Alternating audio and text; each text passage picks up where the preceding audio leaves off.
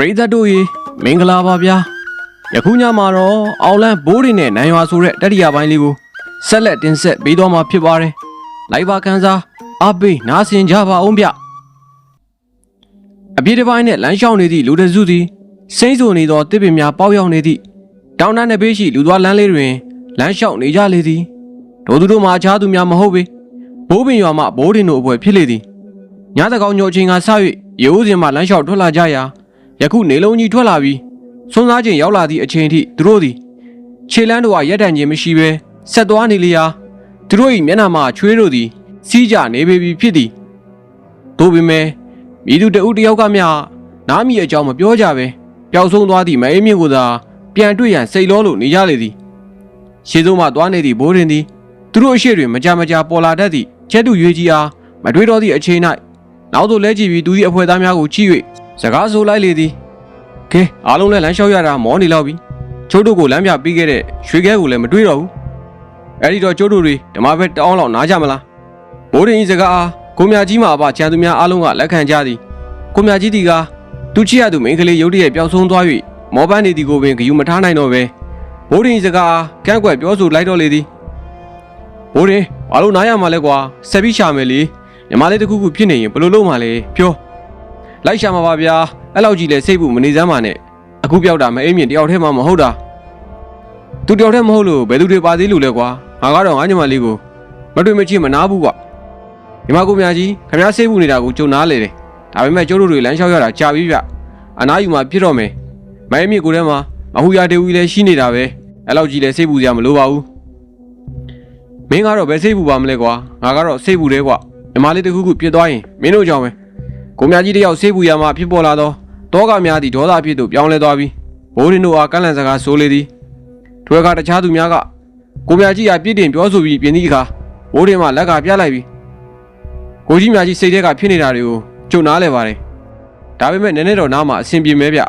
ကျိုးတို့တွေလမ်းပြပေးခဲ့တဲ့ရွှေခဲကိုလည်းမတွေ့ရတော့ဘူးလေအဲအကြောင်းပါဘိုးရင်ပြောသည်မှလည်းနီလန်းကြတဲ့ဖြင့်ကိုမြကြီးလက်ခံလိုက်သည်ထို့နောက်သူစကားလွန်သွားသည်ကိုတတိပြုမိပြီးဘိုးရင်အားတောင်းပန်စကားဆိုလေသည်ငါတောင်းပန်ပါတယ်ဘိုးရင်အားငါ့ကျမလေးကိုတအားဆေးပူနေလို့အဲ့လိုပြောမိတာပါတောင်းပန်ဖို့မလိုပါဘူးကိုမြကြီးအားကြုံနာလေပါတယ်ဗျကျုပ်တို့လည်းခဏနားတာပါပြီးရင်ရွှေခဲပေါ်မလာလဲဒီလမ်းတိုင်းဆက်ပြီးရှာဖို့ရတာပေါ့ဗျာအေးပါကွာမင်းတို့ကောင်းသလိုသာလုပ်ပါတော့မင်းတို့ကငါ့ထက်အတွေ့အကြုံလည်းရှိကြပါတယ်ဘိုးရင်တို့သည်တစ်ပင်ကြီးတစ်ပင်ကြီးအရေးအောက်တွင်နားလိုက်ကြသည်နေပြီးဖြစ်သည့်အတွက်မော်ပန်းနေကြသောပေတူးနဲ့တာအေးတို့သည်လည်းသူတို့လွယ်လာသောပလိုက်များကိုမြေပြင်ပေါ်သို့ချလိုက်ပြီးလွယ်အိတ်ကခေါင်းခုကချောဆန့်လိုက်ကြလေသည်ကျန်သူများလည်းတစ်ပင်ကြီးအောက်တွင်ထိုင်နေကြရင်ကိုဝင်းဦးမှဘိုးတင်အားကြည့်ကမေးမြန်းလိုက်တော့လေသည်ဘိုးတင်မအေးမြင့်ကိုဘယ်သူခေါ်သွားတာဖြစ်နိုင်မလဲပညာသက်တယောက်လို့ထင်တာပဲလीကွာအေးဟာငါတို့မအေးမြင့်ဘာမှမဖြစ်ပါစေနဲ့ပဲဆူတောင်းနေမိတယ်အဲ့ဒီတော့စိတ်ချကိုဝင်းဦးမအေးမြင့်ဘာမှမဖြစ်ဘူးမဟူရဒေဝီကမအေးမြင့်ကိုစောင့်ရှောက်မှာပါမဟူရဒေဝီရဲ့အစွမ်းကလည်းနေတာမှမဟုတ်ပဲအဲ့ဒါဆိုမအေးမြင့်ကဘာကြောင့်ပျောက်သွားရတာလဲဒုနဲ့မသွားကျင်လို့ထွက်သွားတာများလားကိုဝင်းဦးမှထိုးသူပြောလိုက်ရာကြံသူများစီလေကိုဝင်းဦးစကားထောက်ခံကြလေသည်ဟုတ်တယ်ဘိုးတင်မင်းပြောပုံရဆိုရင်မအေးမြင့်ကိုဘယ်သူကမှတော်ရုံဒုက္ခမပေးနိုင်ဘူးကွအဲ့တော့မအေးမြင့်ကဒိုးပိုးမဲ့နေရာကိုများမသွားကျင်လို့ထွက်သွားတာများလားကွငါလည်းကိုဝင်းဦးပြောသလိုပဲထင်တယ်ကွာမင်းကဘယ်လိုထင်လဲဘိုးတင်ဒူးလေးကိုင်ထားသောတာရနဲ့ဖိုးရီတို့မှထိုးသူမေးလာတော့ခါဘိုးတင်တီဦးကောင်းကိုခါရမ်းလိုက်ပြီးကျုပ်ကတော့အဲ့လိုမထင်ဘူးဗျဘာလို့လဲဆိုတော့တကယ်လို့သာသူမှမသွားချင်ဘူးဆိုရင်အစောကတည်းကညင်းလို့ရနေတာပဲအခုမှအဲ့ဒီလိုကြီးထွက်သွားမယ်တော့မထင်ဘူးအဲ့ဒါဆိုမင်းကဘယ်လိုထင်လဲဘိုးတင်အဲ့ဒါကိုတော့ကျုပ်လည်းမပြောတတ်ဘူးနိုင်ရွာကိုသွားတဲ့လမ်းကလွယ်မယ်တော့မထင်ဘူးဗျကဲအားလုံးလည်းနားကြပါတော့ဗျခဏနားပြီးရင်ရွှေခဲပေါ်မလာလဲဒီလမ်းတိုင်းပဲဆက်ပြီးသွားကြတာပေါ့ဘိုးတင်တီထိုးထိုးပြောပြီးဒူတီလည်းတစ်ပင်ကြီးပင်စီတွင်မိကအနားယူလိုက်လေသည်ကျန်သူများစီလည်းအတွေးကိုစီနေအိတ်သူကအိတ်ထိုင်သူကထိုင်နေခိတ္တအမောပြေလို့နေကြပါတော့သည်တစ်ပင်တော်များဖြင့်အုံဆိုင်နေသည့်တောအုပ်ကြီးအလဲတွင်ရွာတရွာတည်ရှိလေသည်ထိုရွာရှိအိမ်များသည်အိမ်တော်ခေါင်နှင့်နှစ်ဆောင်ပြန်အိမ်များသာဖြစ်ကြသည်တောတောင်ကြီးတဲတွင်ယခုကဲ့သို့အင်ကြီးအကောင်များဆောက်ကရွာဖြစ်တင်နေခြင်းဖြစ်၍ဒါမှန်သူတို့မြင်တွေ့ပါကထူးဆန်းနေမိမှာအမှန်အိမ်ကန်ဖြစ်ပေသည်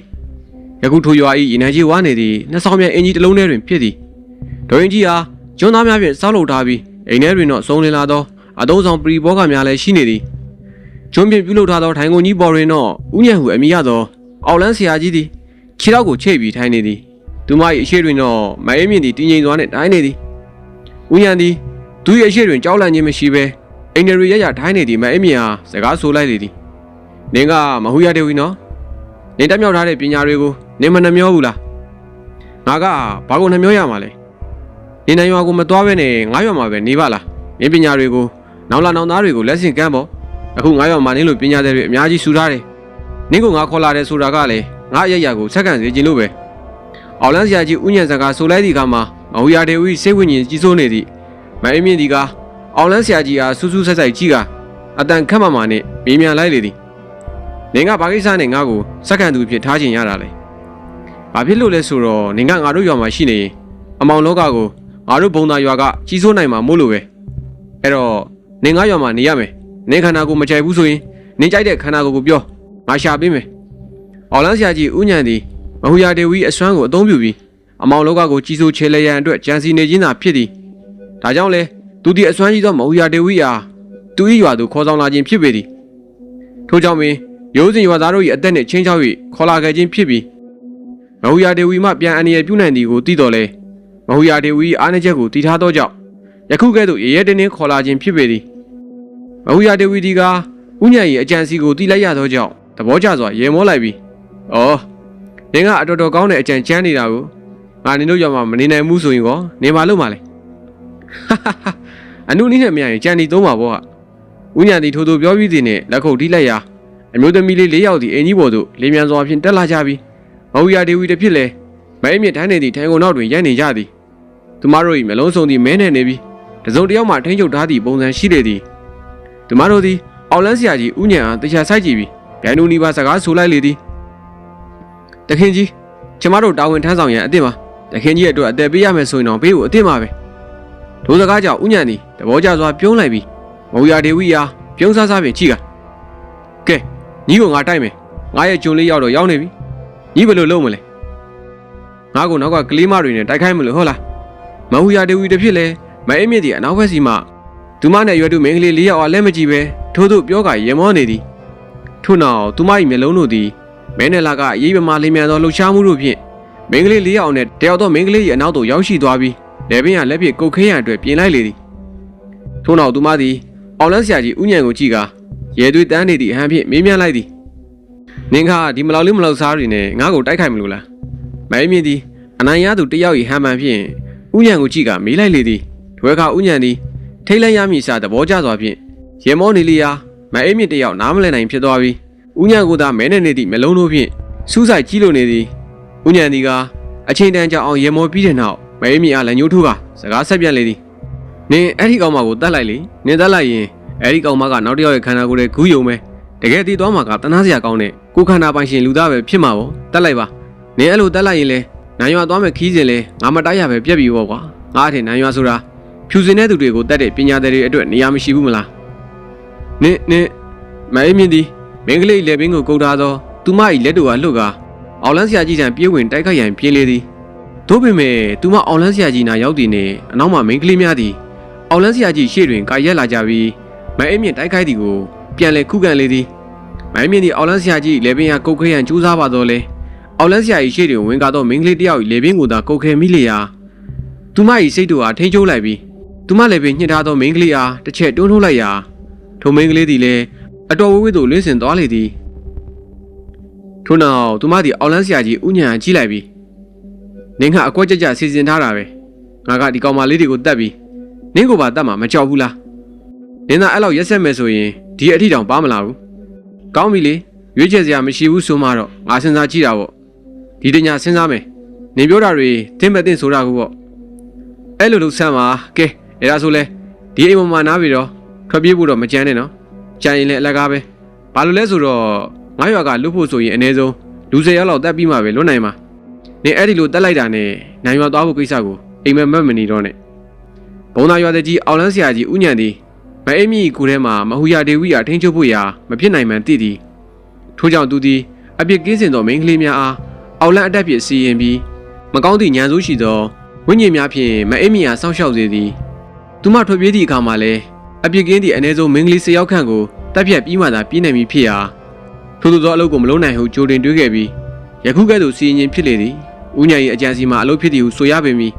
အဖေကြောင့်ဆိုသောမဟုတ်ရတဲ့ဝီသည်ရက်ဆက်ခြင်းအမှုကိုမပြုလုပ်လိုသူဖြစ်တဲ့အတွက်ထွက်မပြီးတော့ပဲ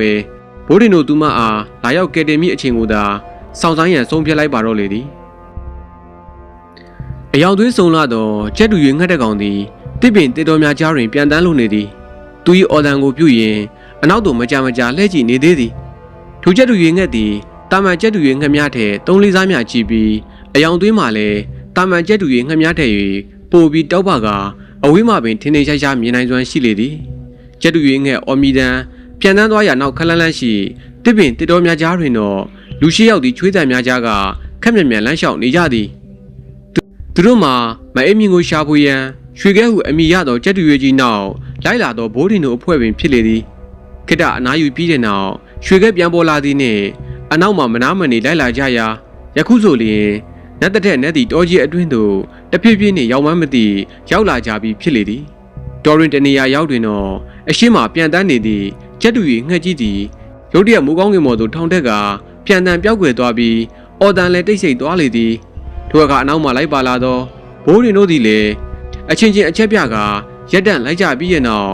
်ဘိုးတင်မှကြံတော်သူများအားစကားဆိုလိုက်သည်ရွှေခဲပျောက်သွားပြန်ပြီကျုပ်တို့ကိုဒီနားမှာနားစေချင်တာနဲ့တူတယ်ဟုတ်မယ်ဘိုးတင်မိုးလဲချုပ်လာပြီဆိုတော့ဒုနားကြရအောင်ထမင်းကြောက်တော့ပါလာတယ်ထမင်းချက်စားဖို့ကတော့မဖြစ်နိုင်တော့ဘူးအေးဗျာအဲ့ဒါဆိုလဲဖြစ်တယ်လို့ပဲစားလိုက်ကြတာပေါ့ကျုပ်တို့တွေတောနယ်ထဲရောက်လာပြီဆိုတော့အဆဆရာသတိထားမှတန်ခါကြမယ်ကဲကျုပ်တို့တွေဒီနားမှာပဲစကန်ချတာပေါ့ဘိုးရင်ဤစကားအားလုံးမှလက်ခံလိုက်သည်ကိုမြကြီးစီလည်းစောရကမတက်တော့ပြီသို့တော်စိုးရိမ်စိတ်ဒီကသူ့မျက်နှာမှာအနှဲငယ်များရောသွားခြင်းမရှိခဲ့ပေတာရနှင့်ဖိုးရွေအပြင်ကိုမြကြီးတို့သည်တစ်ပင်တပင်အောက်၌ရှင်းလင်းလိုက်ကမိဖို့ကိုလိုက်ကြသည်မိဖို့ပြီးသည့်အချိန်တွင်တော့ပန်ဝန်းကျင်သည်လည်းမှောင်မိုက်လာပြီးဖြစ်၍မိဖို့မှာအလင်းရောင်တည်သာပန်ဝန်းကျင်တက်ခွင်အလင်းရောင်ကိုပေးစွမ်းလို့နေခဲ့ပါသည်မိဖို့မှာထွက်ပေါ်လာသည့်အလင်းရောင်ကြောင့်တစ်ပင်ကြီးများတစ်ပင်ငယ်များနှင့်ခြုံနယ်ပိတ်ပေါင်းတို့အားသူတို့စကန်းချရာနေရာဤပန်ဝန်းကျင်၌ရှင်းလင်းစွာမြင်ရလေသည်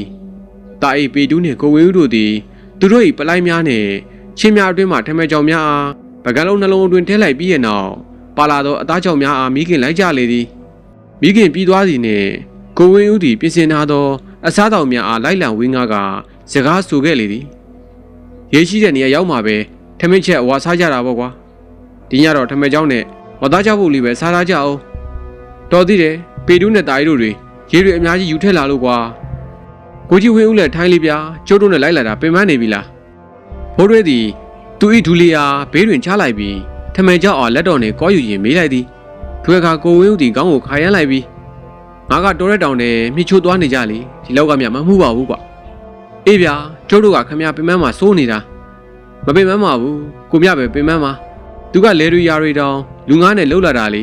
သူကိုယ်တိုင်လေတဲ့ရတယ်မသွားတာတောင်ကြားနေပြီမလားပင်မရင်ပင်မမှာသူပဲပင်မမှာခုံဝင်းစကားကြောင်ကြံတော်သူများသည်ကိုမြကြီးကလမ်းကြည့်ရလေသည်ဖိုးရသောမိဖို့အလင်းရောင်အောက်တွင်ကိုမြကြီးပင်မနေသည့်အတွင်ပြင်မှာအထင်သာပေါ်လွင်နေသည်သူသည်ခြေပြက်လက်ပြက်တိုင်းနေပြီးထမကြောက်ကိုဝါကဘူဒီကြောက်ရေဘူးအတွင်းမှရေအားမောတောင့်နေသည်မျက်နှာထက်မှမအိမ်မြင့်ပေါ်စိုးရင်သည့်အရေးရောင်တို့သည်ကအနားယူနေသည့်အချိန်တွင်ပျောက်ွယ်လို့မသွားဘဲအထင်သာပေါ်လွင်နေသည်သူတို့ဝိုင်းကြည့်နေသည်ကိုသတိထားမိသွားကမှကိုမြကြီးသည်ရေဘူးအဆုအားပြန်ပိတ်ကသူ၏နဘေးမှပေတုထံကမ်းပေးလိုက်ပြီးတဲ့နောက်ကြပြကြရလက်ပြရင်စကားဆိုလေသည်မဟုတ်ပါဘူးကွာငါမပင်ပန်းပါဘူးတနေ့လုံးမယမနာလမ်းလျှောက်မယ်ဆိုရင်တော့အဆင်ပြေပါတယ်ကိုမြကြီးမှထိုးထိုးပြောလိုက်ရာဖိုးရင်းတာရသည်သူတို့၏လွယ်များကိုခေါင်းခုပြီးပလက်လန်လဲချလိုက်ရင်းကကိုမြကြီးကစကားဆိုကြလေသည်ဒါနဲ့အဲ့ဒါအချစ်ရဲ့စွမ်းအားပဲလေဗျာကိုမြကြီးရဲ့မိုင်းမြင့်ကိုတကယ်ချစ်လို့သာအဲ့လိုစိတ်တွေဖြစ်နေတာကိုချစ်တဲ့သူအတွက်ဆိုရင်ဘလောက်ပဲပင်ပန်းပါစေစိတ်ကစောင်းနေတော့တမာနေတတ်တယ်ဗျဖိုးရင်းပြောတာမှန်တယ်ကိုကြီးများကျုပ်တို့လည်းလှရည်နဲ့တွေးရမယ်ဆိုရင်တော့ဘလောက်ပဲထဲထိုးထိုးဘလောက်ပဲထုံချကြပင်ပန်းတယ်လို့ကိုမထင်ဘူးအဲ့ဒါတကယ်ဗျမင်းတို့ပြောတာဟုတ်တယ်ဒီခကြီးကပြန်လာရင်တော့ငါညမလေးကိုတောင်းရမယ်ကွာကိုကြီးမြကြီးကတကယ်မိမယူတော့မှာပေါ့အေးဘောကွာမင်္ဂလာကနှစ်ထာနေဆောင်ရမှာပေါ့ချမ်းသာမှာတခါပေးပေးမှာတခါချမ်းသာမှာကလူကြီးပဲတောင်းမှာလား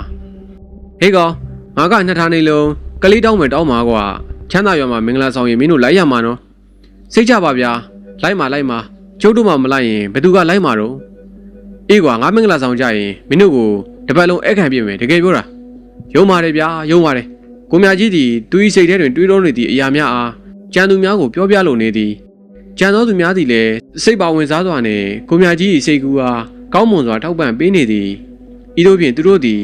အချိန်တန်ကြာအောင်စကားပြောပြကြပြီးတဲ့နောက်အတွေးကိုယ်စီဖြင့်အိတ်ဆက်အနားယူကြပါလေတော့သည်အမကြီးလိုအပ်တာရှိရင်ကျမကိုပြောနော်ကျမဒီမှာစောင့်နေမယ်ရတယ်နေအိတ်ချင်အိတ်လေမအေးရဲပါဘူးကျမအိတ်တာကိုသိရင်တခင်ကြီးကတတ်လိမ့်မယ်ကျွန်းသားများဖြင့်တိဆောက်ထားသည့်အင်ကြီးထဲတွင်မအေးမြင့်နှင့်အသက်14နှစ်အရွယ်စေရဝိုင်းနှင့်ကလေးမလေးတို့ပြောဆိုနေသည့်စကားသံများဖြစ်သည်ကလေးမလေးသည်မအေးမြင့်အိယာနီးတွင်ဒုတုပ်၍ထိုင်းနေသည်မအေးမြင့်မှာထိုကလေးမလေးကအိယံပြောတော်လေအော်လန်းဆရာကြီးဥညာ၏စကားအားမလွန်ဆန်ဝန်းသည်မို့ကလေးမလေးမှာအိတ်ဆက်ခြင်းမပြူရဲပေထို့ကြောင့်မအေးမြင့်သည်လည်းတင်မြင့်ကိုထိုင်ကကလေးမလေးနှင့်စကားပြောနေလိုက်သည်နင့်နာမည်ဘယ်လိုခေါ်လဲမေဦးပါအမကြီးငါပါလဲဆိုတာနင်သိလားသိပါတယ်အမကြီးစိတ်မထင်ရင်ကြုတ်တည်သွားနိုင်တယ်မလားနင်ငါ့ကိုမကြောက်ဘူးလားအမှန်တိုင်းပြောရရင်ကြောက်တယ်အမကြီးတိုက်ရင်လည်းတည်ရမှာပဲတခင်ကြီးခိုင်းတာမလုပ်ရင်လည်းတည်ရမှာပဲတခင်ကြီးခိုင်းတာမလုပ်ရင်အရင်တည်မှာမို့အမကြီးဘေးမှာလာဆောင်နေရတာပါမေဦး၏စကားကြောင့်မအေးမြင့်အတော်လေးစိတ်မကောင်းဖြစ်သွားရသည်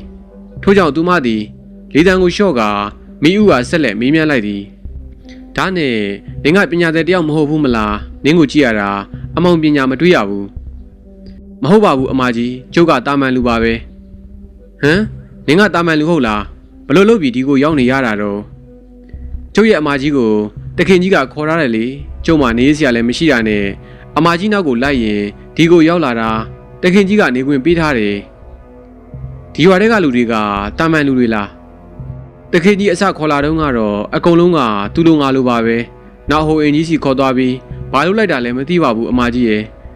အဲ့ဒီအင်ကြီးတယောက်သွားပြီးရင်တာမန်လူတွေမဟုတ်တော့ဘူးမျက်နှာသေးကြီးတွေနဲ့တမျိုးကြီးဖြစ်သွားကြတယ်ကျုံမှလည်းသူတို့လိုဖြစ်သွားတာအမကြီးဟိုအင်ကြီးဆိုတာကရွာလေကအိမ်မဲကြီးလေအဲ့ထဲမှာအယုတ်တွေနဲ့အိုးတွေပဲရှိတယ်မိဦးမှာကလေးတတအရွယ်လေးမို့သူမတည်ထားသောအကြောင်းအရာများကိုမအေးမြင့်အားပြောပြနေခြင်းဖြစ်လေသည်မအေးမြင့်ဒီကဦးကောင်းအောင်ညှိပြကသူမသိလို့ဒီများအားမေးမြန်းလိုက်သည်အဲ့ဒါဆိုဒီမှာရှိနေတဲ့လူတွေကတာမန်လူတွေပေါ့လေခေါ်လာတော့ကတော့ဟုတ်ပါတယ်မေးပါဦးသူခေါ်ရဲဆိုတာနဲ့ပဲနင်တို့တွေကလည်းလိုက်လာကြတာပဲလားတခင်ကြီးကိုဒီနားပန်ဝန်းကျင်ကလူတွေအကုန်လုံးကကြောက်ကြတယ်သူခေါ်ရင်မလိုက်လို့မရဘူးဒီတော်ကြီးပန်ဝန်းကျင်ထဲမှာတဲစုတွေအများကြီးရှိတယ်အဲ့တဲစုကလူတွေကတခင်ကြီးကိုကြောက်ကြတယ်တခင်ကြီးခိုင်းတာဆိုဘယ်သူမှမငြင်ရဲကြဘူးအဲ့ဒါဆိုဒီရွာမှာရှိနေတဲ့လူတွေကဒီနာဝန်းကျင်တဲစုကလူတွေပေါ့နော်ဟုတ်တယ်အမကြီးငါတွေ့တာတော့ဒီမှာမိန်းကလေးတွေကြီးပဲလားလို့ဟုတ်ပါတယ်မိန်းကလေးတွေများတယ်ယောက်ျားဆိုလို့အိမ်ဆောက်တဲ့လက်သမားတွေပဲရှိတာဒီရွာတည်ထားတာတောင်သိမကြသေးဘူးလေအော်အေးကဲငါအိတ်တော်မယ်ညီလေးအိတ်ချင်းငါပြောပေးမယ်မအိတ်ရဲပါဘူးအမကြီးရဲ့တခင်ကြီးသာကြိုးအိတ်တာကိုတီးသွားရင်စူလိမ့်မယ်အဲ့ဒါဆိုလဲစောင့်မဟဲငါတော့အိတ်တော်မယ်မအိတ်မြင့်ဒီထိုးထိုးပြောပြီးသူမအတွက်ပြင်ဆင်ပေးထားသောအိတ်ရာတွင်ဝင်အိတ်လိုက်သည်မအိတ်မြင့်သည်သူမ၏နဘေးတွင်မအိတ်ရဲပဲဒုတုပ်ပြီးထိုင်ကသူမအားစောင့်ကြည့်နေသည်မိဥဆိုသောကလေးမလေးဟာကြည့်ရင်တဖြည်းဖြည်းနှင့်အိပ်ပျော်သွားပါလိမ့်တော့သည်မိဘူးမှထွက်လာသောအလင်းရောင်အောက်တွင်တော့ဘိုးရင်တို့အဖွဲ့သည်အထုပ်ဖို့ဝင်စီစလဲများကိုဘေးချပြီးပလက်အိတ်သူကအိတ်တစောင်းအိတ်သူကအိတ်နေရှိနေကြသည်ညနေပိုင်းရောက်လာသည့်အတွက်တော်အတွင်တိတ်ဆိတ်နေပြီးမိဘူးမှထွက်လာသည့်မိတောက်လောင်နေသည့်အတန်ကိုပင်အတိုင်သာကြားနေရကတရန်တကားတွင်တော့ညအချိန်ကားတွင်အစာရှာထွက်သည့်တတ္တဝါတို့၏အော်တန်တို့ကိုကြားနေရသည်ထိုအချိန်တွင်တခြားသူများထက်မအေးမြေပေါ်စိုးရင်တော့ကပူရောက်နေသောကိုမြကြီးသည်ကောင်းစွာအိတ်မပြောနိုင်ပဲခိတ္တအိတ်ပျော်လိုက်ပြန်နိုးလာလိုက်နေရှိနေသည်သူသည်အတွေ့ပေါင်းများစွာဖြင့်အိတ်မရပဲမျက်လုံးကိုမိတ်ထားနေချိန်တရွက်ချောက်တို့အားခြေဖြင့်နင်းလာသည့်အတန်ကိုပီပီတတကြားလိုက်ရသောကြောင့်ဝုတ်တို့ထားထိုင်လိုက်ကအတန်အရာစီသို့ကြီးလိုက်လေသည်ထိုအခါသူမြင်တွေ့လိုက်ရသည့်မြင်ကွင်းကြောင့်ကိုမြကြီးတယောက်မိတိစကားဆိုရမှန်းမသိအောင်ဖြစ်နေပြီးတတိပြောင်းဝင်လာသည့်အချိန်နေဘေးတွင်အိတ်နေသည့်ဘိုးရင်ကိုနှိုးရန်ကြံစည်လိုက်သည်ထို့ပေမဲ့သူမနှိုးပြပေအเจ้าမှာသူမြင်တွေ့လိုက်ရသောသူမှာသူ့ဟာအတန်မထွက်ရန်အချက်ပြလိုက်သောကြောင့်ဖြစ်ပေသည်မိဖို့အလင်းရောင်အောက်သို့တဖြည်းဖြည်းချင်းဝင်လာသူမှာမအိမ်မြင့်ဖြစ်နေ၍ကိုမြကြီးတယောက်လွန်စွာအံ့ဩဝမ်းသာနေသည်မအိမ်မြင့်သည်ကျန်သူများအားမနှိုးရန် လက်ဟန်အမူအရာဖြင့်ပြနေပြီးသူ့ကိုပါလက်ရက်ခေါ်နေတဲ့ဖြင့်ကိုမြကြီးသည်စဉ်းစားချင်းချိန်နိုင်စွမ်းကင်းမဲ့စွာဖြင့်မအေးမြင့်အနားသို့တဖြည်းဖြည်းချင်းတိုးကပ်သွားလိုက်လေသည်သူစကားပြောမိကြံလိုက်တိုင်းမအေးမြင့်သည်တိတ်တိတ်နေရန်သာအချက်ပြနေ၍မိကြီးစကားများမပြောဖြစ်ပေထို့နောက်မအေးမြင့်သည်တဖြည်းဖြည်းချင်းနောက်ဆုံးနေပြီးကိုမြကြီးအနီးသို့ရောက်သည်နှင့်လက်ရက်ခေါ်ကအလင်းရောက်မရနိုင်တော့သည့်တောအတွင်းသို့တဖြည်းဖြည်းပြောင်းဝင်သွားနေသည်ထို့အတွက်ကိုမြကြီးတယောက်လမ်းနေသည့်ခြေလမ်းတို့ဟာရက်တန့်လိုက်၍တစုံတစ်ခုဟာစဉ်းစားနေမိသည်မအေးမြင့်သည်ကခြေလမ်းတို့ရက်တန့်သွားသောကိုမြကြီးဟာသူ့နောက်လိုက်ရန်သာလက်ရက်ခေါ်နေသည်ကိုမြကြီးတယောက်မိတို့ပြုလုပ်ရမည်မသိစဉ်းစားနေချိန်တွင်ဘိုးတင်တယောက်အဲ့နေရာမှာနိုးလာပြီးဖြစ်သည်ဘိုးတင်သည်သူ၏လွယ်ကိုဆမ်းပြီးလွယ်တွင်းမှာအစင်ရိုးတစ်ချောင်းအားလက်နှင့်ကန်၍ထားလိုက်သည်ကိုမြကြီးမှဖြင့်မအေးမြင့်ခွေရနောက်ကိုလိုက်ရနိုးမလိုက်ရနိုးတွေးနေပြီးသူကမျက်နှာငယ်လေးနှင့်ခေါင်းနေသည်မအေးမြင့်နောက်သို့လိုက်ပါသွားလေသည်ထို့နောက်သူဒီမအေးမြင့်နှင့်မလန်းမကန်းတွင်ရက်လိုက်ပြီးရှေ့ဆက်မသွားဘဲရက်တန့်နေလျာမအေးမြင့်တယောက်အတန်ခတ်အုပ်နှင့်စကားဆိုလေသည်ဘာလို့နေတာလဲလားလေးဘာလို့အမောင်လေးကိုခေါ်နေတာလဲညီမလေးကိုအကိုကြီးတို့လိုက်ရှာနေတာလေတည်တယ်ကျမသူတို့နဲ့မတွေ့ကျင်ဘူးရှင်နဲ့ပဲတွေ့ကျင်တာရှင်အကိုကြီးကိုဘယ်လိုပြောလိုက်တာလဲရှင်ဟုတ်လားရှင်လို့မပြောလို့ကျမကဘယ်လိုပြောရမှာလဲအချိန်ဒီမှာမူမမှန်တီးသွားသောကိုမြကြီးသည်လှမ်းတော်မိခြေလမ်းတို့ဟာရက်တန့်လိုက်ပြီးအမောင်ထဲသို့ဆက်မလိုက်တော့ပေထိုအခါမှအိမ်မင်းသည်စိတ်မရှိသည့်လေးတန်းဖြင့်ရှင်ဘာဖြစ်နေတာလဲကျမကိုလိုက်ရှာနေတယ်လေပြောသေးတယ်ယခုတွေးတော့လေပြောတော့မပြောနိုင်ပါလားနင်းဘာတူလဲကျမလေးနင်းနာမည်ဘာတူလဲလို့မေးနေတာကိုမြကြီးမှထို့သို့မေးလိုက်ရာမအိမ်မြင့်တယောက်မျက်စိမျက်နှာပြတ်သွားပြီးမိတို့ပြန်ပြောရမည်မသိဖြစ်နေပုံပေါ်လေသည်ထို့နောက်သူမ၏မျက်နှာထားသည်ချက်ချင်းဆိုသလိုပြောင်းလဲသွားပြီးကိုမြကြီးလဲပင်ရရုတ်တရက်ဝင်းညစ်ပါတော့လေသည်မထင်မှတ်ထားသောအဖြစ်ပြက်မှုကိုမြကြီးတယောက်ရှောင်တိန်နိုင်ခြင်းမရှိပဲမအိမ်မြင့်လဲပင်ကြီးချင်းကိုသာခံလိုက်ရသည်ထိုအချိန်တွင်မအိမ်မြင့်လဲပင်စီသို့ကျိုးကွန်းတစ်ချောင်းဆွတ်လာပြီးမာနန်ရွတ်တန်လည်းထွက်ပေါ်လာလေသည်မာနန်ရွတ်တန်နဲ့အတူမအိမ်မြင့်အနီးသို့ဒူးလေးနှင့်ချင်းရွယ်ထားသောဟိုရင်းနှင့်တာရာကျွန်းနဲ့တုတ်ကိုကိုင်းထားသောတာအင်းနှင့်ပေရုတို့ပါတိုးကပ်လာကြသည်ကျိုးကွန်းဆွတ်လိုက်သူမှာဘိုးတင်ဖြစ်ပြီးဘိုးတင်သည်ကိုဝင်းဦးအားကျိုးကိုကိုင်းစီကအားဖြင့်ဆွဲသည်သည်မာနန်ရွတ်တန်ကတစားကျဲလာသည်နှင့်အမျှမအိမ်မြင့်ရုပ်တွင်မှလည်းတစားစာပျောက်ကွယ်သွားပြီးအရက်လေးပေခန့်ရှိပြီးခန္ဓာကိုယ်တွင်အဖူးတစ်ဗရက်ပြည့်မျက်လုံးတို့နီးရဲကနရွက်ကားကားကိုမှနိုင်ငံပိုင်းသာဝိစင်သားသည့်မင်းသားလေးတစ်ကောင်ဖြစ်သူပြောင်းလဲသွားတော့လေသည်မင်းသားကောင်ဖြစ်ပြောင်းလဲသွားသည်နှင့်ကိုမြကြီးသည်လည်းလေဘဲအညစ်ခံရသည်မှာလွတ်မြောက်သွားကအသက်ကိုပြင်းစွာရှုပြီးချောင်းတဟုတ်ကန်ဆိုးနေသည်လေဘဲအညစ်ခံရသည့်အတွေ့စိတ်တို့သွားသည့်ကိုမြကြီးသည်လေပင်ဟာကျိုးပြအကြည့်ခံရသည်မင်းသားကောင်လေးဟာခြေထောက်ပြပိတ်ကန်လိုက်လျာမှာမင်းသားကောင်လေးသည်သူ၏လက်ဖြင့်ကားလိုက်ပြီးဆူရှာသောလေးတန်းဖြင့်တောင်းပန်လေသည်ငါတောင်းပန်ပါတယ်ငါ့ကိုမနှိပ်စက်ပါနဲ့ဘာကွာမင်းကိုမနှိပ်စက်နဲ့ဟုတ်လားမင်းငါ့ကိုလည်းပင်ညှစ်တတ်တာလေအဲ့ဒါကမတော်လို့ပါမင်းငါ့ကိုအမောင်နဲ့ခေါ်လာတာတတ်မလို့မလားမဟုတ်ပါဘူးငါမင်းတို့ကိုနောက်တာပါငါကပြောတတ်လို့ပါတော်စမ်းမှာမင်းငါ့ကိုတတ်မလို့မလားကိုမြကြီးမှာလွန်စွာစိတ်ဆိုးဒေါသထွက်နေပြီးမင်းသားလေးကခြေပြည့်ဆင့်ကကန်းလေသည်မင်းသားလေးသည်လည်းလက်ကလေးတစ်ခါပြည့်တောင်းပန်နေလျာဂျားထဲမှာတနာတတ်သောကိုဝင်းဦးသည်ကိုမြကြီးကဟန်တာလိုက်လေသည်ကိုမြတော်ပါတော့သူ့ကိုလည်းမိထားပြီးပြီပဲဟုတ်တယ်ကိုမြကြီးစိတ်လျှော့လိုက်ဗျာကြုံမေးလိုက်မယ်ကိုကြီးဝင်းဦးကျိုးကိုမလျှော့နဲ့တင်းတာဒီကောင်တွေကညံများတယ်ဘိုးတင်သည်ကိုမြကြီးရစကားဆိုရင်ကိုဝင်းဦးကတတိပေးလိုက်ခြင်းဖြစ်သည်ထို့နောက်ဘိုးတင်သည်တာရ၏ဝါကြီးတော်ထဲမှအစီရင်အဝိစာပတ်ထားသောမြားတန်တစ်ချောင်းကိုယူကာမင်းသားလေးအနီးသို့တိုးကပ်သွားလိုက်ပြီးမင်းသားလေးရင်ဘက်ကိုခြေဖြင့်စောက်ကန်လိုက်သည်ထို့နောက်လဲကျသွားသောမင်းသားလေးရင်ဘက်ပေါ်သို့ဒူးလေးဖြင့်ပြီးကာမြားတန်ကိုလဲပင်းနှင့်ထောက်ပြီးအတန်ခတ်မမှနှင့်မေးမြန်းလိုက်သည်ဟဲ့ကောင်ဖြေစမ်းမင်းကငါတနာလို့ချက်ချင်းပြမချပြစ်တာအခုငါမိတာကိုအမှန်တိုင်းမဖြေဘူးဆိုရင်မင်းကိုပြချပြစ်လိုက်မယ်ကြောက်ပါတယ်ကျုပ်အမှန်တိုင်းဖြေပါမယ်မင်းဘာလို့မင်းကလေးအယောင်ဆောင်ရတာလဲမင်းတို့မင်းကလေးကိုလိုက်ရှာနေတာထင်လို့ပါအဲ့ဒါဆိုမင်းသူ့ကိုတွေးခဲ့တယ်ပေါ့တွေးပါတယ်အစီရင်ဘလူးကဘုံသားရွာကိုခေါ်သွားတာပါမင်းပြောတာအမှန်ပဲလားငါမညာရဲပါဘူးမင်းသူ့ကိုတတိချာချာမြင်လိုက်တယ်ပေါ့မြင်လိုက်တယ်မြင်လို့သာငါအယောင်ဆောင်တာပေါ့အယောင်ဆောင်ပြီးတော့ငါတို့ကိုဘာလို့ဖို့တတ်မလို့လားမဟုတ်ပါဘူးငါကပြောတတ်လို့ပါငါကဆတာပါအတန်ဆူရှာနဲ့မင်းသားလေးသည်ဘိုးတင်ရဲ့အမေများအားကြောက်လန့်နဲ့ဖြေနေသည်ထို့နောက်ဘိုးတင်သည်မင်းသားလေးလည်းဘေးမှကျူအား မိမချီချီနှောင်းလိုက်ပြီးမြားတန်အားမင်းစားလေးဥကောင်းပေးသူအားနဲ့စိုက်ချလိုက်ကလမ်းရွေတုံရင်းနေသောမင်းစားလေးဟာဆက်လက်စကားဆိုလိုက်သည်ဒီကျိုးကိုငါစီရင်ထားတာမင်းလိုမင်းစားကောင်းမပြောနဲ့ဘလူတောင်လွတ်ထွက်အောင်ရုံးနိုင်မှာမဟုတ်ဘူးအဲ့တော့မင်းငါတို့ကိုဘုံတော်ရွာကိုလိုက်ဖို့ဘုံတော်ရွာရောက်ရင်မင်းကိုလွတ်ပေးမယ်ပို့ပေးပါမယ်ဒါပေမဲ့ငါကညာဘက်ပဲသွားလို့ရတာသိတယ်အခုချက်ချင်းပဲခီးဆက်မယ်ငါပို့ပေးမယ်ဟိုရောက်ရင်တော့မင်းတို့လွတ်ပေးရမယ်နော်လွတ်ပေးမယ်မင်းညာများလို့ကတော့ငါဘာကောင်လဲဆိုတာမင်းတို့သိတယ်မလားဘိုးတင်ဒီထိုးတို့ပြောပြီးမန္တန်တပုတ်ဝါရွတ်လိုက်ပြန်ရာဘိုးတင်မျက်လုံးတို့မဲနဲ့တို့သွားလေသည်ဘိုးတင်ထိုးတို့ပြောင်းလဲသွားသည်ကိုမြင်သည်နှင့်မင်းစားလေးသည်လည်းလွန်စွာကြောက်လန့်သွားပြီးငါမလိမ်ရဲပါဘူးအမှန်တိုင်းပြောတာပါမင်းကိုကြောက်တယ်ထိုကမှဘိုးတင်သည်မန္တန်ရွတ်နေသည်ကိုရက်လိုက်ပြီးကိုဝင်းဦး၏လက်ထဲမှာကျိုးစာကိုယူကာကြံသူများအားစကားဆိုလိုက်သည်ကဲမီးတို့တွေလှုပ်ကြဗျာမီးတို့လှုပ်ဖို့ပါတယ်မလားပါတယ်ဘိုးတင်ဘိုးတွင်းနဲ့တာရသည်ထိုးထိုးပြောပြီးတာအင်းနေပေတူးတို့အားသူတို့၏ဝင်စီဆလဲအတွင်းမှာပစ္စည်းများကိုထုတ်လိုက်ပြီးမိတို့တခုအားခက်မြမြန်ဖန်တီးလိုက်ကြသည်ထိုမိတို့ရလာသည်နှင့်ဘိုးတင်သည်မင်းသားလေးရရှေ့မှသွားစီကမင်းသားလေး၏လက်မင်းကိုချီထားသောကျိုးတစ်ဖက်မိတို့ကတစ်ဖက်ပြင်စတင်ထွက်ခေါ်လိုက်ရာကြံသူများသည်လည်းသူတို့၏ဝင်စီဆလဲများကိုတဲဆောင်ပြီးအနောက်မှလိုက်ပါသွားကြလေသည်အညုခံနိုင်ရသည့်အလားမျက်နှာတင်နှင့်မိန်းကလေးငယ်များချမ်းရံလေရဲ့အောက်လန်းစရာကြီးဥညံသည်မအိမ်မြင့်နေထိုင်သည့်အင်ကြီးပေါ်သို့တက်သွားလိုက်သည်အင်ကြီးတကားနီးတွင်စောင့်နေသည်မိန်းကလေးနှစ်ယောက်သည်ဥညံကိုမြင်သည်နှင့်ခေါင်းချင်းကအယိုသေးပေးပြီးတကားဖွင့်ပေးလိုက်သည်သူမတို့မှ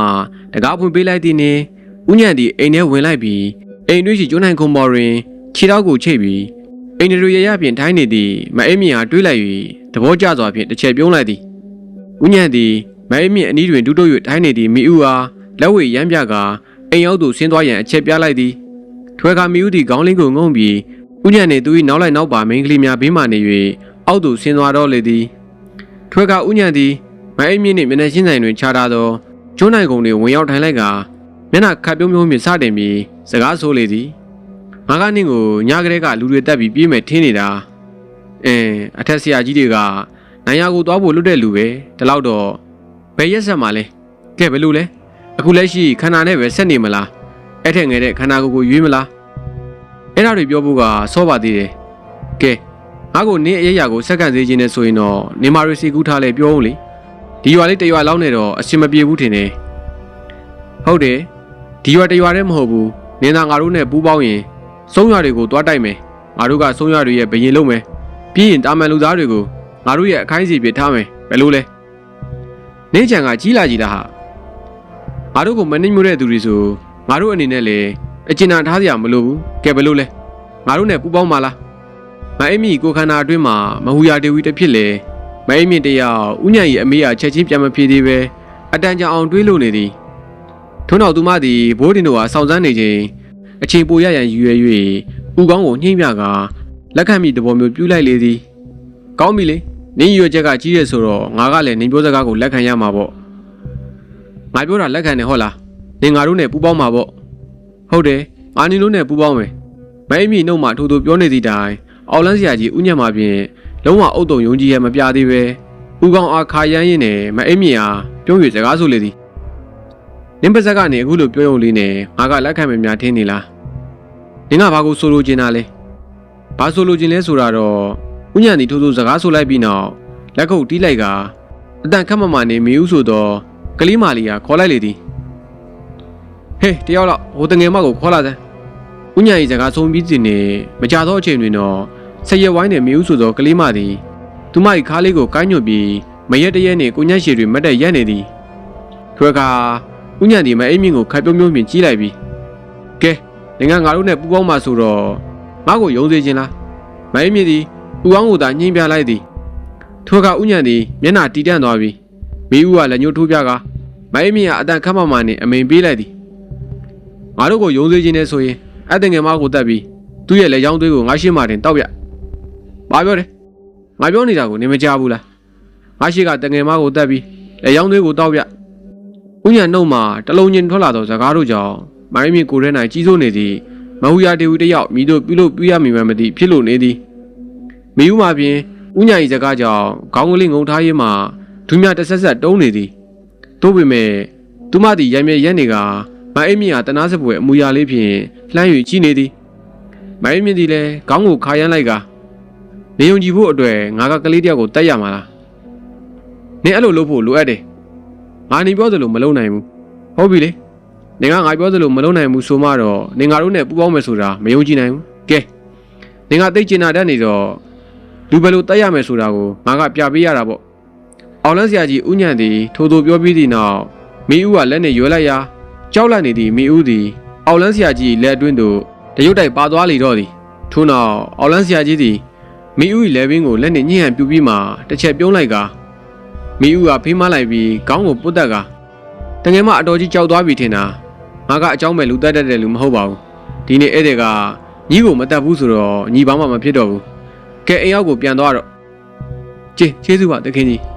းငါ့ကိုကျေးဇူးတင်ရမှာမဟုတ်ဘူးညီကိုမတက်တဲ့ဧည့်သည်ကိုကျေးဇူးတင်ရမှာအောင်လန်းဆရာကြီးဥညာကြီးစကားကြောင့်မိဦးသည်ကြောက်လန့်နေသည့်မျက်ဝန်းများဖြင့်မအိမ်မြင့်ကကြည့်ကကျေးဇူးတင်ကြောင်းဥညွတ်ပြပြီးအိမ်ပေါ်မှခက်မြက်မြန်ဆင်းသွားလေသည်မအိမ်မြင့်ကအိမ်ပေါ်မှဆင်းသွားသောမိဦးကကြီးနေချိန်မီသူမအောင်လန်းဆရာကြီးဥညံမှာစကားဆိုလေသည်နင်းစိတ်နေစိတ်ထားအရာငါတို့နဲ့ပူးပေါင်းလို့မရဘူးငါတို့စီကလည်းထွက်ပြေးလို့မရနိုင်ဘူးငါတို့ဘယ်လိုလုပ်ရမယ်ဆိုတာကိုတွေးမရတော့ဘူးမဟုတ်ရတဲ့ဦးရေအဲ့တော့နင်းရဲ့ရက်ဆက်တတ်တဲ့စိတ်ကိုပြန်မွေးပါနေမမွေးဘူးဆိုရင်နောက်ဆုံးနင်းကိုတဲလာတဲ့မိန်းကလေးကိုငါတို့ဒုက္ခပေးရလိမ့်မယ်ငါမလုပ်ချင်ပါဘူးဒါပေမဲ့ယူရီယာလန်ကမရှိတော့ဘူးနင်တို့အဲ့လိုလုပ်လို့မရဘူးငါကိုတဲလာတဲ့သူကိုနင်တို့လက်ပြားနဲ့တောင်ထိလို့မရဘူးထိတာနဲ့နင်တို့အကိုမတာပေါ်ကုန်မှမှအဲ့ဒါကိုကြိုက်တာငါလည်းအစိတ်မျိုးနင်းကိုပေါ်စေခြင်းနေတာငါထိလို့မရရင်တော့နင်းကိုမကောင်းဆိုးရတဲ့ကောင်လို့ပုံဖော်ပေးနိုင်ရင်တရားမယ်ဆိုရင်တော့ငါကျင်တတ်တယ်နင်ယူနေပြီနင်အကျိုးမရှိတာတွေကိုလုံးနေတာပဲဟုတ်တယ်ငါယူနေပြီနင်သာငါရွာရဲ့အကြီးကဲနေရယူမယ်ဆိုရင်ငါနင့်ကိုဒူးထောက်ဖို့အသင့်ပဲလုပ်ပါရက်ဆက်လိုက်စမ်းပါဒီလောကကြီးကိုကမောက်ကမဖြစ်အောင်လုပ်ပြလိုက်စမ်းပါမအေးမြင့်တရားမိတို့မှာအကဲခတ်၍မရတော့အောင်လန်းဆရာကြီးဥညံအားအံ့ဩတကြီးကြည့်နေမိသည်သူလိုချင်သောအရာမှာမိသည့်အရာမှမသိသူမခံမမရဖြစ်နေသည်ထိုချိန်မှာပင်အိမ်ရောက်စီမှာမင်းကလေးတယောက်သည်အိမ်မော်သို့ခက်မြက်မြန်တက်လာပြီးဥညံအားလေးလေးစားစားဖြင့်စကားဆိုလေသည်တခင်ကြီးရွာပြင်မှာလူတအုပ်တွေ့တယ်သူတို့ရွာထဲဝင်ဖို့ကြမ်းနေတယ်ဘာလို့ဖြစ်နိုင်မလဲတခင်ကြီးခေါ်လာတဲ့မင်းကလေးကိုလာရှာတာဖြစ်နိုင်တယ်သူတို့ပုံတွေကဘယ်လိုလဲပညာသည်တွေလားကျမတို့အမြင်တော့တာမန်လူတွေပဲတခင်ကြီးကောင်းတယ်ကဲဧည့်သည်တွေကိုကောင်းကောင်းမွန်မွန်ကြိုလိုက်ကြတယ်ဟုတ်ကဲ့တခင်ကြီးတရင်လာဖို့တော့မင်းကလေးသည်ဥညံအားအယုသေးပေးပြီးတဲ့နောက်အိမ်ပေါ်မှာဆင်းသွားလေသည်ထွေကဥညံသည်မိုင်းမြင့်ကိုကြီးလိုက်ပြီးကဲနင်းအဖော်ပေါင်းနေတော့ရောက်ပြီငါတို့နောက်ထပ်စီစဉ်စရာတွေလည်းပေါ်လာပြီအဲ့တော့ကောင်းကောင်းနားပေဦးခဏနေရင်နင်းလူတွေနဲ့တွေ့ခွင့်ပေးမယ်ဥညံသည်ထိုးထိုးပြောပြီးအိမ်ရောက်သို့ဆင်းသွားလေသည်သူဆင်းသွားသည်နဲ့ကျွန်းနဂါကြီးသည်လည်းပြန်ပိတ်သွားလေသည်မအိမ်မြင့်မှာဖြင့်ကျွန်းကုန်းမှာပင်ထိုင်ရင်တွင်းငေးလို့နေပါတော့လေသည်ဝီလီဝီလင်းအချိန်တွင်တော့ဘိုးတင်တို့အုပ်စုသည်ဘုံသားရာအတွင်းသို့ရောက်ရှိလာကြပြီဖြစ်သည်သူတို့အားယခုနေရာသို့လိုက်ပို့ပြီးတော့မအိမ်မြင့်ရောင်ဆောင်လာသောမင်းသားလေးကိုချီထားသည့်ကျိုးအားဘိုးတင်မှဖြေပေးလိုက်တော့သည်လယ်ဘေးမှချီထားသောကျိုးပြေသွားသည်နှင့်မင်းစားကောင်လေးသည်လည်းဘိုးတင်တို့ကတစ်ချက်လဲကြည့်ကာလျင်မြန်သောအဟုန်ဖြင့်တော်ကြီးအတွင်းသို့ပြေးဝင်သွားပါတော့သည်ကိုမြကြီးသည်မင်းစားကောင်ထွက်သောရာနောက်သို့ကြီးလိုက်ရာဘိုးတင်မင်းအကောင်လေးစကားကိုယုံနေလားသူငါတို့ကိုလှည့်စားဖို့ကြိုးစားတာလေကိုမြကြီးအဲကောင်ကျိုးတို့ကိုမညာရဲပါဘူးဘာလို့လဲဆိုတော့သူ့အသက်နဲ့ချင်းချောက်ထားလို့လေမိုင်းမြင့်ရှိတဲ့နေရာကိုသူတကယ်တီးထားတယ်အဲ့ဒါကြောင့်မို့ကျိုးတို့မိုင်းမြင့်ကိုရှာရဲဆိုတာသူသိနေတာပေါ့မင်းပြောတာလည်းမှန်ပါတယ်အဲ့ဒါဆိုဘယ်လိုလုပ်မလဲငါတို့ရွာထဲဝင်မလားဝင်ရမှာပေါ့ဗျာသူရန်ပြူထားရင်တော့ကျိုးတို့တိုက်ခိုက်ရမှာပေါ့သူတို့ရန်မပြူဘူးဆိုရင်တော့ကျိုးတို့လည်းအေးအေးဆေးဆေးပဲနေမယ်လေဘယ်လိုလဲမကောင်းဘူးလားကောင်းပါတယ်ကဲကိုကြီးဝင်းဦးနဲ့ကိုကြီးမြကြီးကျိုးတို့ကြားထဲမှာပဲနေဗျာပေတူးနဲ့တားရေးမင်းတို့နောက်မှနေကိုတာရနဲ့ဖိုးတွေခင်ဗျားတို့ကရှိကသွားရန်ပြူဖို့ကြံတာနဲ့ပြစ်တာပြစ်ဗျာတားရေးနဲ့ပေတူးမင်းတို့ကိုမိုးစိတ်ပြူပေးထားတဲ့လက်နက်တွေအသင့်ပြင်းတာအားလုံးဒီဘိုးတင်ပြောသည့်အတိုင်းလိုက်နာကြသည်ထို့နောက်သူတို့သည်တောကြီးအတွင်း၌တည်ရှိနေသောပြင်အောင်ပြင်ခင်းအင်ကြီးနှင့်နှစ်ဆောင်မြန်အင်ကြီးများတည်ရှိရာဘုံသားရွာအတွင်းသို့ဝင်လိုက်ကြသည်သူတို့ရွာထဲဝင်လိုက်သည်နှင့်မိသည့်လူရဲလူရောင်များမတွေ့ရပေအင်ကြီးများသည်တိတ်ဆိတ်စွာခြောက်ကန်နေပြီးရွာများအတွင်းတွင်ရှိနေတတ်သောကျွန်းတော်ကျုပ်ဝက်များပင်မတွေ့ရပေထို့သောတတိကြီးစွာနှင့်ဆက်ပြီးလမ်းလျှောက်ကြရာမကြသောချိန်တွင်တော့သူတို့မျက်နှာချင်းဆိုင်စီမှာရင်ဖုံးအင်ကြီး ထမိန်တို့ဟာဝိစင်ထားပြီးပြားပါဆန်းသပင်ပုံစံများနဲ့မျက်နှာတည်မိန်းကလေး9ယောက်တို့ဟာတွေ့လိုက်ရသည်သူမတို့သည်အရေပြုံးမရှိပါပဲသူတို့ဟာကြည့်၍စကားဆိုလေသည်ဧည့်သည်တို့ရွာကိုလမ်းမပြီးရောက်လာတဲ့ထင်းနဲ့မိန်းကလေးတစ်ယောက်ရဲ့အမေစကားကိုဘိုးထင်မှပြန်လဲဖြေချလိုက်လေသည်မဟုတ်ပါဘူးကျိုးတို့လူတစ်ယောက်ကိုလာရှာတာဟုတ်လားဘာပဲဖြစ်ဖြစ်ကျမတို့ရွာကိုရောက်လာပြီးဆိုမှတော့ဧည့်သည်တွေပဲလေကျမတို့နောက်ကိုလိုက်ခဲ့ပါဧည့်သည်တွေကိုအဲဝစ်ကြည်အောင်ပြုစုပြရသည်မျက်နှာသေးများနဲ့ပြောဆိုလာသောစကားများမှာမိတို့မှမလိုက်ဖက်သောကြောင့်ဘိုးတင်သည်တယောက်နဲ့တယောက်ကြည့်ပြီးအချင်းချင်းမင်းငေါ်ကတိုင်ပင်ကြလေသည်ထို့နောက်ဘိုးတင်သည်မိန်းကလေးများအားကြည့်၍စကားဆိုလိုက်သည်ကောင်းပြီလေခမရတို့ကအဲဝစ်ပြုမယ်ဆိုတော့လေကျိုးတို့ကလိုက်ရမှာပေါ့ကဲရှိကသွားဗျာကောင်းပါပြီကျမတို့နောက်ကိုသာလိုက်ခဲ့ပါမိန်းကလေးများသည်ထိုးထိုးပြောပြီးအရှိမဥဆောင်၍လမ်းလျှောက်သွားလေသည်ကိုဝင်းဦးသည်ကအတန်ခတ်တိုးတိုးနှင့်ဘိုးတင်အားစကားဆိုလေသည်ဘိုးတင်သူတို့ကိုကြည့်ရတာလှတော့လှပေမဲ့ကြောက်စရာကောင်းနေတယ်လို့ပဲဟုတ်တယ်ကျုပ်တင်တော့သူတို့တွေတခုခုပူကတ်ခံနေရပုံပဲသူတို့ကမကောင်းဆိုးရတွေမဟုတ်ဘူးလားမဟုတ်ပါဘူးသူတို့ကိုယ်တည်းကိုမကောင်းဆိုးရတွေထဲထားတာသူတို့တွေကလူလေးဗျကိုကြီးဝင်းဦးမြင်သာအောင်ပြောရရင်